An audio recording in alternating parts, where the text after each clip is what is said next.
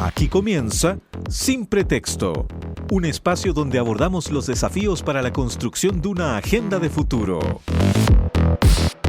Sin Pretexto, junto a Mirna Schindler. Hola, ¿cómo están ustedes? Muy buenas tardes, bienvenidas, bienvenidos a un nuevo capítulo de Sin Pretexto. Este año, por ahí por enero de 2024, el magnate Elon Musk, recordemos dueño entre otras grandes empresas de ex Twitter, celebraba la instalación de un chip cerebral de su empresa Neuralink en un paciente. Este es un joven que había sufrido un grave accidente buceando 8 años atrás y había quedado completamente paralizado del cuello hacia abajo. Bueno, ¿qué ocurrió? Se le introdujo a este paciente un neurochip, un chip específico que le permitía, a través de sus señales, ¿no es cierto?, enviar señales de su cerebro hacia un mouse y de esa manera, por ejemplo, jugar ajedrez, lo que por supuesto es un avance increíble en lo que se ha llamado la neurotecnología. Es una locura, de verdad, es genial, decía precisamente este joven cuando señalaba que podía mover el mouse o el control del computador solo a través, ¿no es cierto?, de las señales que enviaba su cerebro. Bueno, este es un implante cerebral que ahora lo que sabemos es que presentó su primera falla en el paciente. Sin embargo, la empresa, ¿no es cierto?, de la cual es dueña, Elon Musk, ha dicho que puede resolverlo, pero en definitiva, este tema nos abre otra conversación y que tiene que ver con la protección de los datos. El año pasado, en Chile, la Corte Suprema acogió un recurso de protección en un hecho considerado inédito en materia de lo que se ha llamado los neuroderechos y particularmente en contra de la empresa bioinformática Emotiv. Se trataba básicamente de una experiencia que había tenido el propio ex senador Guido Girardi, que había comprado, ¿no es cierto?, un chip que son electrodos, digamos, que se conectan al cerebro, al cuero cabelludo, ¿no?, de las personas y que permite monitorear la actividad cerebral, pero que esa actividad cerebral permite tener acceso a una información que se almacena, ¿no es cierto?, esa información se almacena en la cuenta del usuario, en la nube de la empresa. Y aquí entonces donde puso su énfasis Guido Girardi al señalar que así las cosas, se ponía en serio riesgo la información, la intimidad, la protección de datos. Entonces señalaba, ¿no es cierto?, que esta resolución de la Corte Suprema de acoger este recurso de protección tenía alcances inéditos precisamente por lo mismo, porque era muy importante que esto fuera regulado. Este es el tema que queremos conversar hoy día porque sin duda que la neurotecnología nos abre un campo infinito de posibilidades, pero sobre todo para ir en ayuda de las personas que padecen enfermedades graves como las que les describía. Elon Musk ha dicho incluso que estos chips pueden curar, vamos ahí a hablar con un experto si esto es tan así como él lo señala, pueden curar enfermedades como el autismo, la depresión o la esquizofrenia. ¿Será tan así? De eso conversamos hoy en nuestro programa Sin Pretexto. Vamos a un corte, vamos a la música y ya regresamos.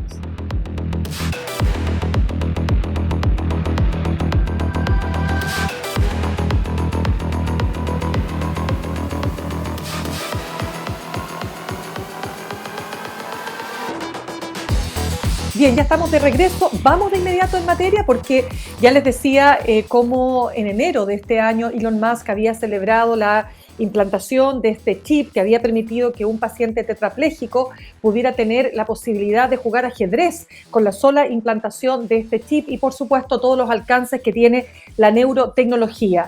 ¿Cuáles son esos alcances, pero también cuáles son los riesgos, cuáles son esos elementos que, tal como les señalaba, describía el ex senador Guido Girardi, que pueden dar pie, digamos, a vulneración de información, de derechos de los pacientes? En fin, vamos a conversarlo con nuestro siguiente entrevistado, Pedro Maldonado, neurocientífico, académico del Departamento de Neurociencias de la Facultad de Medicina de la Universidad de Chile y además miembro del Centro Nacional de Inteligencia Artificial. Pedro, gracias por estar con nosotros esta tarde. Bueno, hola, ¿qué tal? Un gusto de estar contigo. Pedro, partamos por lo primero. ¿Desde cuándo se está desarrollando estos chips, ¿no es cierto?, esta neurotecnología? ¿Qué alcances tiene ¿Y a qué nivel hemos llegado como para dimensionar primero que nada de qué hablamos cuando hablamos de neurotecnología? Sí, la neurotecnología en general se define como cualquier dispositivo que pueda registrar o interferir con la actividad del cerebro. Eh, la interfase cerebro-máquina, que es el tipo de tecnología que usa Elon Musk, en realidad tiene una historia bastante más antigua. El 2004, hace 20 años, se implantó por primera vez a la primera persona humana con uno de estos dispositivos. Y esta persona también tetrapléjico podía mover el cursor de un computador, etc. En estos 20 años, lo que ha estado ocurriendo es que se ha sofisticado esta técnica para permitir registrar más células y que los pacientes puedan hacer cosas más complejas.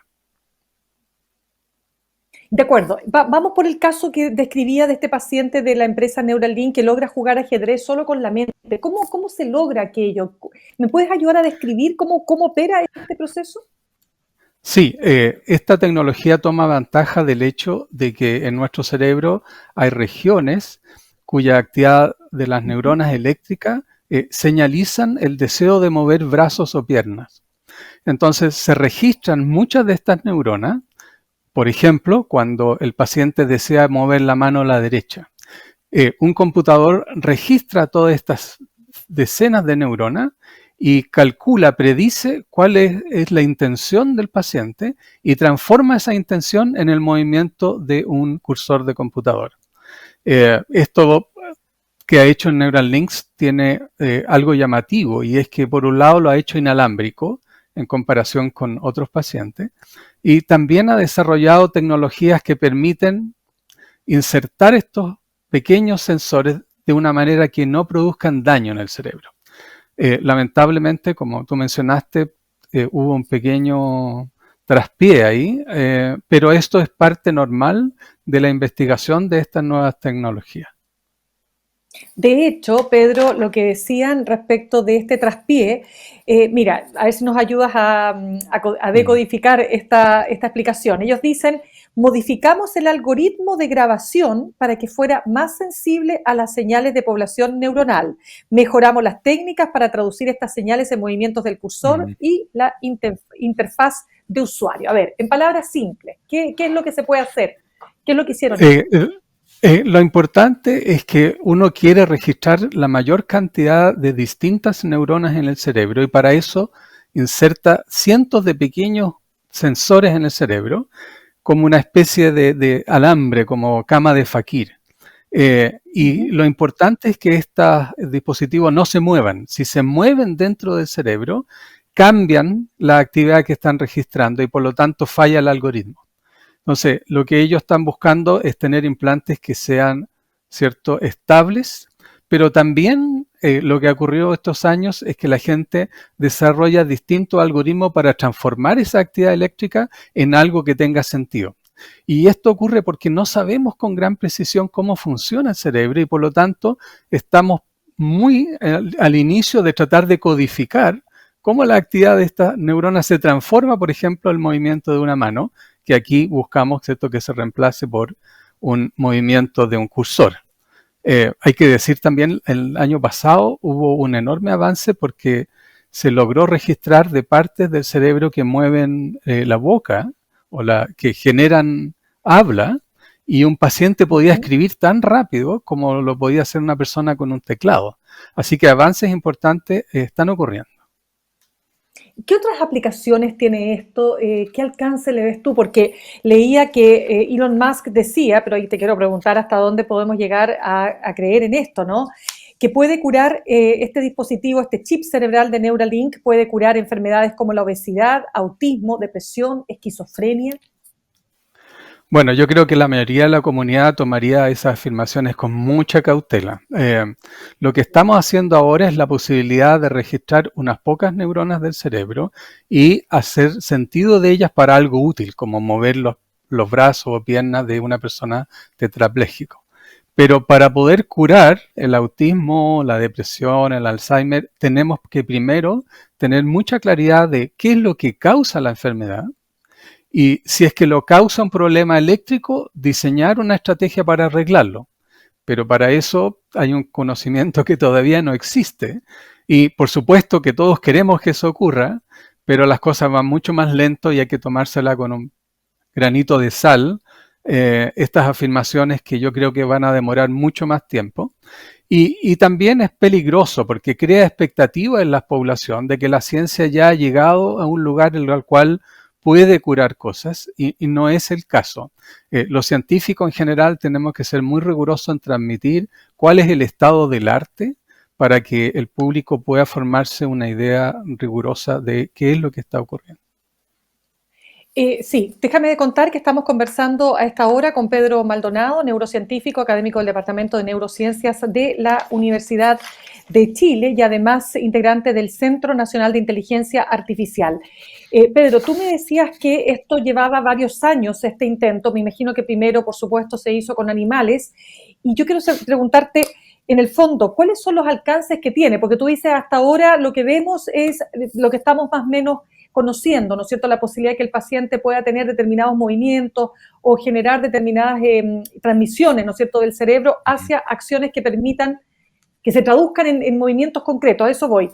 Pero ¿qué otros alcances tiene? O sea, ser bien realistas, pero soñar es gratis. Soñemos un poco. ¿Qué es lo que hasta dónde podríamos alcanzar a llegar con el desarrollo de esta tecnología? Sí, bueno, los humanos han participado de este tipo de estudios de hace 20 años, o sea, realmente no es nada nuevo, pero lo que hemos ido sofisticando la habilidad para poder permitirle a estos pacientes tetraplégicos moverse de una manera muy sofisticada, o hablar, o escribir texto, ¿cierto?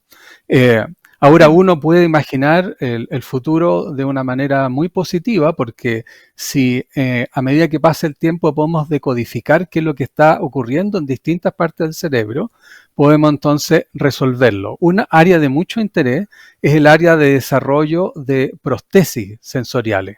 Existe una prótesis auditiva, ¿cierto? Pero no se ha podido fabricar una visual o una de tacto porque todavía no sabemos cómo hablarle al cerebro, pero eso es cosa de tiempo. Lo clave es que en la medida de que registramos la actividad del cerebro o estimulamos parte de nuestro cerebro, estamos cambiando cosas y sin el adecuado conocimiento estamos arriesgándonos que este cambio tenga consecuencias no deseables y es ahí donde entran los aspectos éticos clave en el desarrollo de esta tecnología. Correcto, y es lo que precisamente yo contaba cuando se produjo el año pasado esta resolución de la Corte Suprema, que en el fondo lo que hace es acoger un recurso de protección que se había presentado en materia de neuroderechos, ¿no? O derechos del cerebro, como se ha llamado, respecto de una empresa bioinformática Emotiv, que también tiene operaciones en Estados Unidos y Australia. Yo quiero entender lo siguiente, porque estos dispositivos cerebrales que se comercializan en Chile, ¿cuál es la función que tienen? Estos dispositivos, a diferencia de lo que ocurre en los experimentos que acabamos de hablar, es capaz de sensar con electrodos puestos sobre el cráneo una actividad eléctrica relativamente vaga del cerebro, es decir, es como pararse afuera de un estadio y escuchar las barras y el gol, pero uno no tiene el detalle de lo que está pasando adentro. Pero todavía podría ocupar los gritos para hacer algo útil, como por ejemplo ver si esta actividad tiene cierto ritmo y usar esos ritmos para mover el cursor de un computador. Esa es la utilidad presente, son relativamente dispositivos primitivos y son por el momento recreacionales, no tienen uso médico. Pero independiente de lo que seamos capaces de hacer con esas señales ahora, no es el punto si estamos leyendo la mente o no. Estrictamente no lo estamos haciendo y no lo podemos hacer en un nivel en el cual uno puede decir algo realmente importante de lo que le está pasando en la cabeza a la otra persona. No podemos todavía. Sin embargo, este desarrollo también implica que se va a recoger de nuestra actividad cerebral una actividad que eventualmente puede ser usada para algo. Y es ahí entonces el punto de contención, ¿cierto?, con esta empresa, en la cual los datos recogidos por la empresa estrictamente pertenecen a la persona que los emite, ¿cierto?, en este caso. Y el conflicto era si la persona que te entregaba los datos tenía derecho a que la empresa borrara los datos iniciales de esta persona. y la Corte Suprema le dio la razón. Ahora, una vez que estos datos entran a algoritmos de inteligencia artificial, estos datos se pierden, ya pierde la identidad del individuo. Pero la primera parte de recoger directamente, en principio, se estima en términos éticos que los usuarios debieran tener el derecho a decidir qué ocurre con esos datos, incluso si se borran. Pedro, pero permíteme entender qué datos son los que se pueden extraer para entender bien y por Sí. supuesto, comprender el alcance que tiene el acoger este recurso de protección. Sí, nuestro cerebro funciona en parte con ritmos cerebrales, como con una música. Y estos ritmos son los que puede, de una manera relativamente no muy rigurosa y no muy eficaz, estos dispositivos, ¿cierto? Son básicamente un electrodo que está en un lugar del cerebro más otro que está en otro, y se mide la diferencia eléctrica entre ellos, porque el cerebro produce electricidad. Pero estas señales no contienen mucha información, no son muy útiles para aprender demasiado qué es lo que está ocurriendo en el cerebro de una persona. Son aún bastante básicas, ¿cierto? En general, en medicina se usa algo parecido, que en el fondo es electroencefalografía. Esto es exactamente lo que están haciendo estos dispositivos, pero a diferencia de usar 64 o 128 electrodos en un ámbito clínico, aquí se ocupan 6, 7. Es como pararse afuera del estadio con 6 micrófonos y tratar de adivinar qué es lo que está ocurriendo adentro. Ese es el grado de capacidad que tenemos hoy en día, que como pueden entender no es muy grande todavía, pero bueno, habrá que ver qué pasa en las décadas que vienen. Absolutamente. Pedro, cuéntame, ¿qué otros avances está mostrando hoy la neurotecnología? Bueno, hay una serie de dispositivos que están tratando de juntar la actividad cerebral con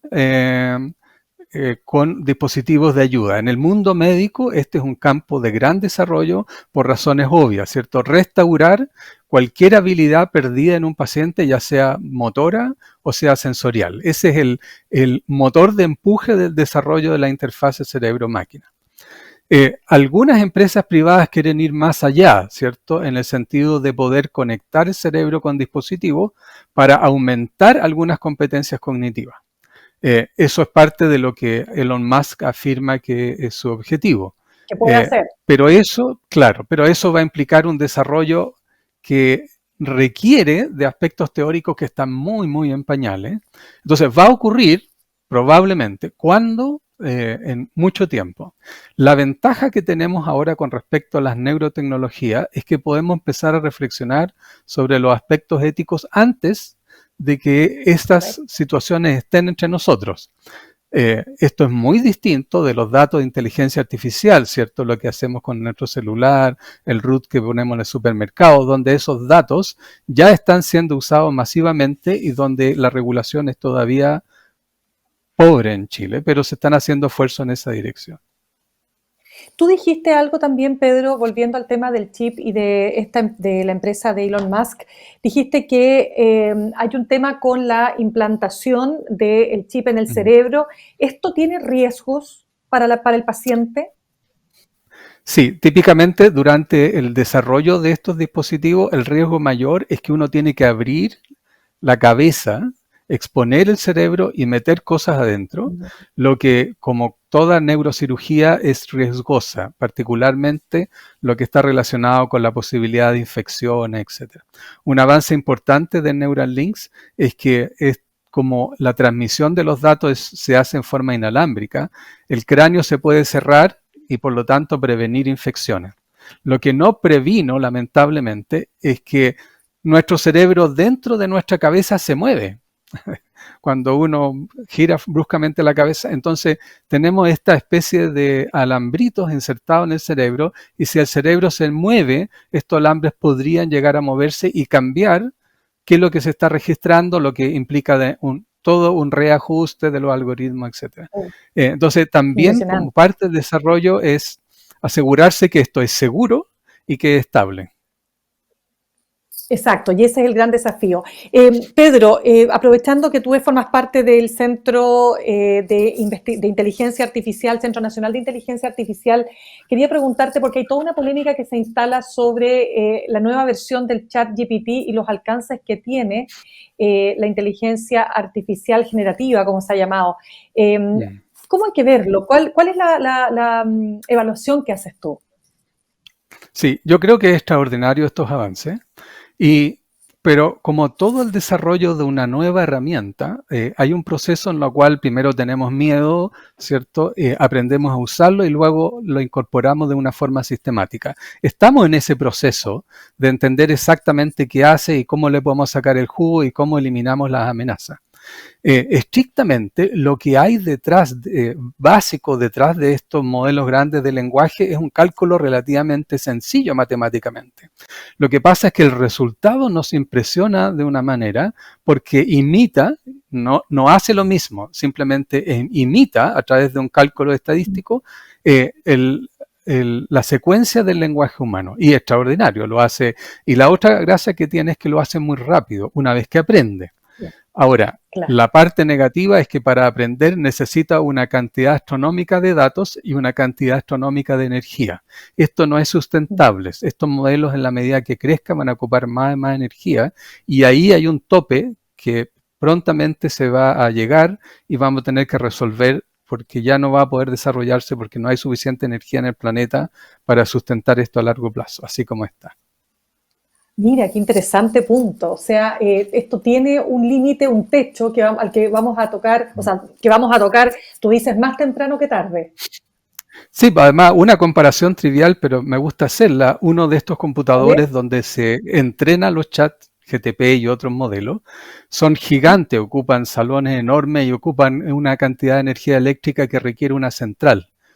Y hace una sola cosa, muy bien. Nuestro cerebro, que tiene una inteligencia general y hace muchísimas cosas, ocupa la misma energía que una ampolleta de 25 watts. Entonces, Qué buena claramente hay una explicación, muy distancia buena. enorme. No, una gran explicación, interesantísimo, Pedro. Mm. Estaremos conversando, ¿te parece, en otra oportunidad también, pues, sobre la inteligencia artificial y los desafíos que impone? Pedro Maldonado, neurocientífico, académico del Departamento de Neurociencias de la Universidad de Chile e integrante del Centro Nacional de Inteligencia Artificial. Un millón de gracias por haber estado con nosotros esta tarde. Un millón de gracias por la invitación, Mirna, y cuando quieras conversamos. De todas maneras. Vamos a ir nosotros a la música, una pausa y al regreso, miren qué tema les traemos. Fíjense ustedes que hace exactamente 31 años, ¿se acuerdan cuando la quebrada de Macul generó un desastre tremendo, producto, ¿no es cierto?, de un aluvión que además generó 85 heridos, 26 personas muertas, más de casi 6.000 viviendas dañadas, 8 personas desaparecidas, bueno, etcétera. ¿Por qué se los planteo? ¿Por qué lo traigo a colación? Porque el fantasma de esta tragedia vuelve al debate por la construcción, se ha dicho, y lo que están advirtiendo algunos expertos, de asentamientos irregulares cada vez más presentes en el mismo lugar del aluvión. Vamos a un corte y ya volvemos con eso.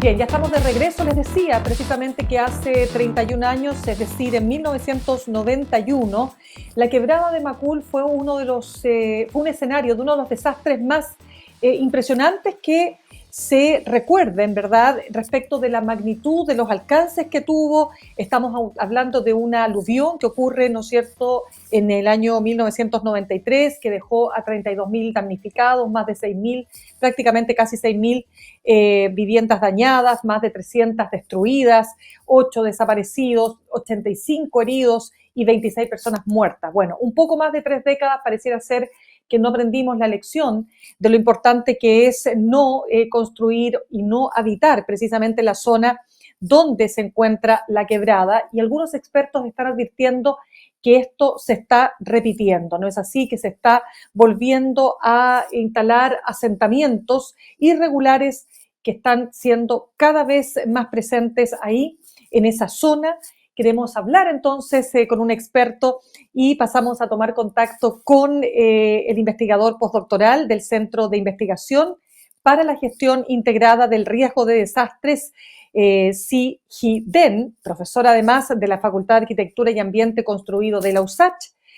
Estamos hablando de Sebastián Laclavere. ¿Está bien pronunciado, Sebastián? Discúlpame tu nombre, ¿qué tal? Sí. Tu apellido. Perfectamente bien, Mirna. Sí.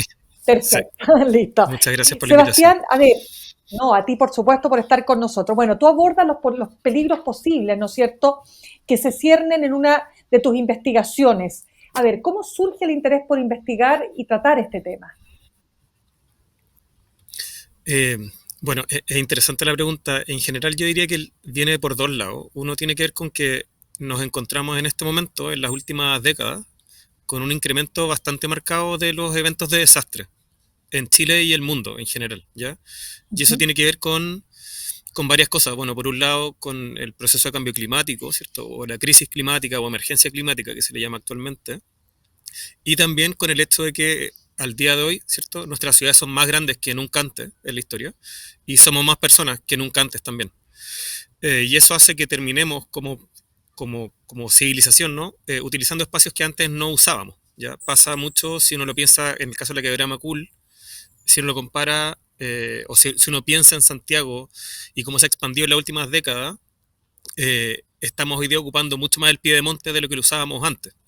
Hasta el año 1960, en general, Santiago estaba recluido dentro del anillo de Américo Vespucio. O sea, imagínate que Santiago entero cupiera dentro de Américo Vespucio. Y el año 60 no es hace tanto tiempo atrás, son 60, 70 años atrás, y hoy día hemos desbordado completamente ese perímetro y el piedemonte de la cordillera está totalmente habitado. Y eso nos acerca, nos expone a amenazas de tipo, ¿cierto?, de flujos aluvionales, caídas de roca, etcétera, etcétera, etcétera. Entonces, dado ese contexto, yo terminé derivando mis investigaciones siendo arquitecto a temáticas de gestión del riesgo, y ahí estoy, y llevo en eso varios años, la verdad. Está bien, ¿y cómo llegaste a la quebrada de Macul? Ya, es buena esa pregunta. Ya, yo específicamente en este momento no estoy haciendo investigación en la quebrada de Macul, pero sí estoy haciendo investigación respecto a temas de aluviones en Antofagasta. Perfecto. Yo soy originariamente de Antofagasta. Y el otro gran evento, y más grande incluso que la quebrada Macul en términos como mediáticos, son los aluviones de Antofagasta el año 91. Entonces, a raíz de mi propia experiencia, yo terminé investigando temas de aluviones, campamentización. Los ingredientes de la receta son los mismos, básicamente. En el fondo, habitar el piedemonte. Ya. Punto uno, habitar o asentarse en lugares que están prohibidos, ¿ya? Que son sectores que están muy, muy altos en el fondo y que tienen relación con cursos de agua, que es el caso de la quebrada Macul. Y en el caso de Antofagasta, Antofagasta está cruzado como por 18 quebradas distintas y muchas de esas quebradas están habitadas también. Entonces, en el fondo, asentamientos informales y localización geográfica crítica en general tiende a exponer a la gente a posibles desastres futuros. Es cosa de que llueve en el fondo para que esas quebradas se activen y lo que es una situación de habitación bastante normal pase a transformarse en un desastre. A ver, Sebastián, yo creo que sería importante explicar en definitiva qué es un aluvión. O sea, cuando hablamos de aluvión, porque claro, hemos tenido no solo, por supuesto, en Santiago, hemos tenido en otras partes del país desastres muy importantes, pero ¿tú dirías que todos en general previsibles? Sí, bueno, depende, en general los desastres, así como pensándolo en general, todos tienen un cierto componente de previsibilidad. Hay algunos que son más evidentes que otros. Yo diría que los aluviones en particular son un tipo de desastre bien previsible, en el sentido de que el agua, si tenemos una lluvia torrencial, eso activa las quebradas y las quebradas ya sabemos dónde están. En el fondo uno sabe que la quebrada de Macul está donde está, la quebrada de Ramón está donde está. Y sabemos también probablemente cuál es el flujo de ese curso de agua, etcétera, etcétera. Entonces sabemos, como a ciencia cierta, que uno no debiera habitar como el cono de la quebrada, pero pasa mucho, sobre todo en los últimos años en Chile, dado o probablemente como consecuencia de ciertos flujos migratorios, que hemos aumentado muy fuertemente la cantidad de campamentos en Chile. Yo no sé si ustedes se acuerdan, pero en algún minuto, cuando parte Techo para Chile, la meta de Techo era Chile Campamento Cero para el año 2000. Y la cantidad de Imagínate. campamentos en Chile bajó por muchos años. Bajó, bajó, bajó. Y hubo un momento en que ya no fue imposible hacerlo seguir bajando, el número de campamentos. Y últimamente, con la situación en general migratoria en Latinoamérica, tenemos hoy día más campamentos que nunca antes, diría yo, desde el 2015 en adelante. Entonces, esa gente que viene y se asienta en espacios disponibles, muchas veces esos espacios disponibles son zonas de riesgo, que por lo mismo están disponibles en el fondo. Pero frente a la dificultad de acceder a arriendos o a compra, terminan localizándose en esos lugares. Pero cuéntame, Sebastián, deja contar que estamos conversando con Sebastián Laclavere, él es investigador postdoctoral del Centro de Investigación para la Gestión Integrada del Riesgo de Desastre y además profesor de la Facultad de Arquitectura y Ambiente Construido de la Universidad de Santiago. Lo que quiero preguntarte es si aparte de los asentamientos irregulares, que por cierto han aumentado tal como tú describes muy bien, también dirías tú que hay un factor que tiene que ver con la presión inmobiliaria por construir a pie de monte. ¿Eso cómo lo evalúas? Sí, bueno, es interesante la pregunta, Mirna, y en ese sentido, claro, uno tiende como a partir de la base, uno siempre parte hablando de los campamentos o de los asentamientos más precarios, de las comunidades que son más vulnerables, pero el problema de la habitación del pie de monte es un problema bastante generalizado, sobre todo en Santiago. O sea, en los alrededores de la quebrada de Macul hay condominios desarrollados por inmobiliarias, condominios con casas de precios bastante altos, y están también súper cercanos a zonas de riesgo. Entonces, creo que aquí no se le puede achacar la sola responsabilidad a la gente y decir, no, mira, es que la gente fue y se puso aquí a falta de un mejor lugar, terminaron habitando la quebrada, que si bien es cierto por un lado, pero hay también todo un desarrollo y una presión del mercado inmobiliario por crecer hacia la precordillera que ha terminado haciendo que estemos habitando sectores que son bien críticos. Otro caso bien paradigmático en el sector precordillerano de Santiago es la falla San Ramón, que ha estado muy en boga en los últimos años y como que aparece en la prensa, está ahí un par de semanas y después vuelve a desaparecer, pero se estima que la falla San Ramón cruza todas las comunas del sector oriente de Santiago y está toda construida, toda. Entonces se estima que en el posible hecho de una activación de esa falla, las consecuencias podrían ser bien catastróficas. Entonces el problema de habitar el piedemonte eh, es más bien generalizado, si bien siempre las comunidades vulnerables son las más afectadas por los desastres, no son las comunidades vulnerables las únicas que habitan el piedemonte en Santiago, en absoluto. Claro, de todas maneras, y estoy pensando, sin ir más lejos, en la Universidad Adolfo Ibáñez, ¿no es cierto? La tremenda construcción que hay a pie de Exactamente. monte y que entiendo que está justo, Que no se sé si estima está justo en que, se la estima falla. que pasa, que sí, No, dime tú. dice el saber popular. No, se supone ¿Qué dices? yo tengo entendido, yo no soy geólogo, pero según entiendo lo que yo he hablado con geólogos y con geógrafos, la ubicación así exacta de la falla no se sabe porque son cosas que están bajo tierra, pero las estimaciones más cercanas que se han hecho, claro, pasan efectivamente por debajo prácticamente de la universidad o pasan así a 50 metros o 100 metros. Y todo ese Wow, sector está en la es un universidad temazo. y está lleno de condominios. Absolutamente. Bueno, pero ahí entonces, ¿cuáles son las medidas que tú dirías que son importantes de considerar? Volviendo a nuestra pregunta original que tiene que ver con Mm. el tema de construir a pie de monte, ¿no? Y sobre todo aquí en la quebrada de Mm. Macul.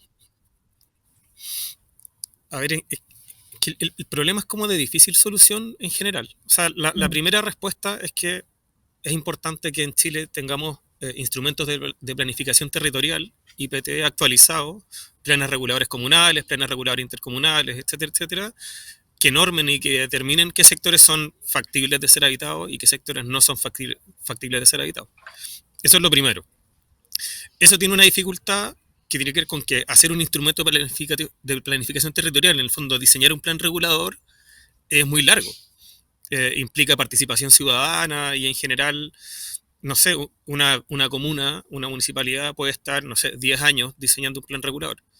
Y en 10 años la ciudad cambia mucho y los asentamientos llegan y se ponen o desaparecen. Entonces, en ese sentido, que la velocidad de los instrumentos de planificación pueda seguir el ritmo al desarrollo y a la vida misma de la ciudad es un poco complicado. Esa es la primera complicación. Y lo segundo es que, y sobre todo, y esto sí es más bien atingente a los asentamientos irregulares, a los campamentos, por más que un instrumento de planificación territorial diga que uno no puede habitar un sector determinado, los campamentos son, en su génesis, en el fondo, en su origen, son asentamientos puestos ahí sin autorización de nadie. Y eso implica que si bien el instrumento de planificación puede decir que esa zona no es segura, no hay nada que impida que un campamento vaya y se ponga en ese sector. Absolutamente, y si no preguntémonos lo que pasó, la tragedia terrible, ¿no?, que pasó en Valparaíso este verano. ¿Cómo se aborda entonces, Sebastián, el déficit habitacional, perdón? También, bueno, es que es divertido porque todas estas preguntas son como, y en academia en general tienden a ser preguntas como que uno no puede responder así como, sí, hagamos esto. No son Correcto. respuestas como de una frase nomás, ¿no? Pero sí, yo creo que es que el tema del déficit habitacional es súper complicado. Hay mucho tema ahí como de cómo el mercado en general termina distorsionando el precio del suelo. Entonces terminan en general los arriendos siendo poco accesibles, volviendo un poco, perdona como que me salte de región, pero que en Antofagasta es un No, caso tranqui, interesante porque por Antofagasta supuesto. tiene los arriendos más caros de Chile, junto con el sector oriente de Santiago, Imagínate. por la inflación producida por el mercado del cobre. Pero ese mismo mercado del cobre es el que atrae a los migrantes por oportunidades laborales. Pero en el fondo la gente llega a Antofagasta, no es factible acceder a un arriendo, menos aún a una compra, y se terminan disponiendo donde se ponen y terminan muchas veces estando en sectores de quebrada. Eh, y pasa lo mismo en Santiago. Entonces, el, de que una de las cosas que hay que hacer es producir más vivienda y más rápido, y yo creo que en ese sentido han habido avances últimamente y hay mucho avance sobre todo en el sector de la construcción industrializada y preguntarnos, ¿cierto?, como sociedad y como gremio de arquitectos y planificadores urbanos y territoriales, cómo producimos más vivienda y mejor vivienda y dónde la localizamos. Eso es una patita, pero el problema tiende a ser más bien como multisectorial y hay temas económicos de por medio y no es como simple, o sea, no basta con hacer muchas más casas, porque quizás tener muchas más casas, no sé, hace que se deprecien las casas, como que hay como múltiples implicancias. Entonces, yo diría que todo el mundo, desde los arquitectos a los economistas, a un montón de otros personajes, los políticos, tanto a nivel central como a nivel municipal, tenemos cierto rol que jugar en tratar de ir subsanando o mejorando la crisis de habitación en la que estamos hoy día. Totalmente. Oye, yo no te quiero, Sebastián, generar ningún tipo de problemas de salud, porque digamos que estás con una temperatura muy baja, conversando con nosotros desde afuera, desde el exterior, así que muy cortito quiero terminar con esta pregunta, porque no quiero ser responsable de una neumonía, pero quiero, aprovechando tu expertise y volviendo al tema de los desastres naturales y los aluviones, ¿verdad? A ver, ¿cómo evalúas tú la ley que establece el Sistema Nacional de Prevención y Respuesta ante Desastres, SINAPRED? Eh, es difícil evaluarla por ahora. La verdad es que como ustedes saben, o como todos sabemos, ¿cierto? Es parte del Ujú, conocimiento general. sí. Nosotros teníamos hasta hace poco la orgánica encargada de gestionar el riesgo en el fondo en Chile era la ONEMI. Y la ONEMI era una oficina, ¿no? Oficina Nacional de Emergencia. Y el año pasado, o estoy dudando, no me acuerdo si fue el año pasado o el antepasado, se crea SENAPRED, que es el Servicio Nacional de Prevención del Desastre, que viene asociado al SINAPRED también, que es el sistema. Se supone, o lo que nosotros esperamos, todos los que trabajamos en gestión del riesgo, las expectativas son bastante altas. En el fondo, al pasar de oficina a servicio, se espera en el fondo que hayan mayores atribuciones por el servicio, que haya mayor cantidad de fondos y que eso permita, y parte de la razón del cambio de Noemí a Senapred tiene que ver con pasar de una cultura reaccionaria, que es como hemos enfrentado en general en Chile el problema del desastre, ¿cierto? Noemí se encargaba históricamente de reaccionar una vez que los desastres habían sucedido, en el fondo ir en socorro de los que habían sido afectados. Claro. A tratar de establecer un sistema que sea más proactivo, en el fondo, más prospectivo, en el sentido de estar preparados antes de. Entonces, yo en principio, si me preguntáis, yo veo con buenos ojos el cambio de ONEMI a Senapred. Ahora, como es algo que se ha cambiado recientemente, estamos por ver todavía cómo reacciona el sistema, pero al menos en el papel, diría yo, que es un cambio súper positivo. Perfecto. Y lo último que quiero preguntarte, ¿qué se viene para este Centro de Investigación para la Gestión Integrada de Riesgos de Desastres?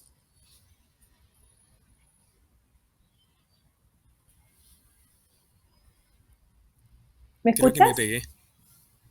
Sí, no, Pasó. yo te estoy escuchando bien. Yo te estoy escuchando bien. ¿Ahora sí? ¿Me escucháis? Sí, ahora sí, como que me quedé pegado. Ahora sí. Pero ahora te escucho perfecto. No te preocupes. No, te repito la pregunta. Lo que te decía era cómo veías tú, o qué se viene, ¿no es cierto? Tú eres investigador postdoctoral, además. ¿Qué se viene para el Centro de Investigación para la Gestión Integrada de Riesgo de Desastres? Qué buena pregunta. A mí me gustaría hacer una aclaración que había pensado hacerla antes, pero yo soy, en este momento estoy terminando mi doctorado, soy tesista doctoral todavía, como para que no aparezca que estoy diciendo en los medios que ya terminé el doctorado. Soy tesista doctoral todavía. No te preocupes. Muy bien. Bueno, SIGIDEN es un centro bastante grande, con una orgánica bien compleja, o sea, no sé si bien compleja, pero que integra a académicos de distintas áreas del conocimiento. Ya está. Es interuniversitario y interdisciplinario. En el fondo, hay varias universidades nacionales involucradas y hay gente de sociología, geógrafos, ingenieros, arquitectos, planificadores urbanos. Entonces, el centro o el prospecto del centro es seguir en el fondo empujando en la creación de nuevo conocimiento dentro del ámbito de la gestión del riesgo para Chile, siendo un país altamente expuesto, siendo un país que además tiene una tradición de una buena respuesta. Yo creo que eso es algo que también es interesante, al menos desde el ámbito sísmico. Chile tiene una normativa súper robusta, de las más robustas del mundo. Y yo creo que estamos en un proceso, y ahí SIGIDEN está por empujar ese barco, diría yo, o ese carro, cómo nos transformamos no solo de ser un país líder dentro de, no sé, pues el cálculo estructural antisísmico, a todos los tipos de desastres. En el fondo, si estamos muy bien preparados para los sismos, que es algo de lo que como país nos orgullecemos mucho, cómo estamos también preparados para tsunamis, cómo estamos preparados también para incendios forestales, cómo estamos preparados para una serie de otros problemas, ¿no? Y yo diría que ahí SIGIDEN es donde hacer ese salto cualitativo, ¿no? Es parte como del norte que tenemos como centro. No, estupenda la definición que hace Sebastián Laclavere, investigador del Centro de Investigación para la Gestión Integrada del Riesgo de Desastre y además profesor de la Facultad de Arquitectura y Ambiente Construido de la USACH. Te agradecemos muchísimo que hayas estado con nosotros aquí en Sin Pretexto esta tarde. Muchísimas gracias por la invitación, Mirna. Siempre es un agrado estar aquí en el programa. Así que cuando quieran. Agradecida. Muchas gracias. Bien, pues cerramos nuestro programa de hoy. Las y los dejo invitados para que continúen aquellos que nos escuchan por Radio USACH 94.5 en compañía, además de nuestra tremenda programación. Y para aquellos que nos ven por YouTube, ya saben, de lunes a viernes, todos los días a las 6 de la tarde, sin pretexto, ustedes pueden, ¿no es cierto?, ver este podcast y también hacer sus comentarios. Que tengan un muy buen fin de jornada.